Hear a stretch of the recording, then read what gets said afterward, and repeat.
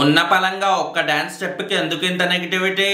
వందల కొద్ది Twitter handles ఒకేసారి డాకు మహారాజ్ బాలకృష్ణ గారి డాన్స్ స్టెప్ పై ఎందుకు పడ్డాయి? ఎందుకు ట్రోల్ చేస్తున్నారు? ఆ మాటకొస్తే వాళ్ళైనా ట్రోల్ చేసేది. రియాక్ట్ అవ్వండి అంటూ మిగతా సంఘాల వారిని కూడా ఏం తెగరెచ్చగొడుతున్నారు బై. ఎందుకంటారు? డీకోడ్ చేయడం పెద్ద కష్టమేం కాదు. ఎలా డీకోడ్ చేయాలి?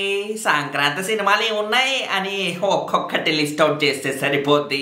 ఆన్సర్ మీకే తెలిసిపోద్ది. Basically it's a PR tactic అమ్మా.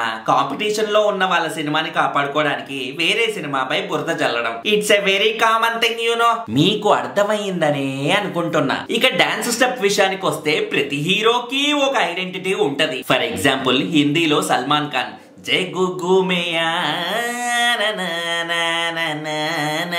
ఆ పాట గుర్తుందా? ఆ పాటలో మన బాయిజాను ఫ్లోర్ మీద పడి అదే పనిగా ఫ్లోర్ అంతా క్లీన్ చేసి ఆ స్టెప్ ఏదైతే ఉందో, ప్లస్ రజనీకాంత్ అదేదో సినిమాలో ఒక గన్ ఇలా విసిరేస్తే ఆ గన్ను ఆటోమేటిక్ గా విలన్ దగ్గరికి వెళ్ళి విలన్ ని కాల్ చేసి మళ్ళీ ఆ గన్ను చేతికి వస్తుంది అనమాట.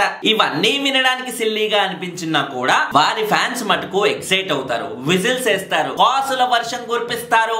ఏ సినిమాకైనా అంతకు మించి కావాల్సిందేముంది? కాబట్టి టిఆర్ టాక్టిక్స్ తో ఏ సినిమాని ఎంత తగ్గించాలనుకున్నా కూడా ఆ సినిమాలో గనక మ్యాటర్ ఉంటే ఈ పిఆర్లందరూ స్కూటర్ వేసుకుని మరీ ఇంటికి పోవాల్సి వస్తది. All the best to Daaku Maharaj and all movies releasing this Sankranti season.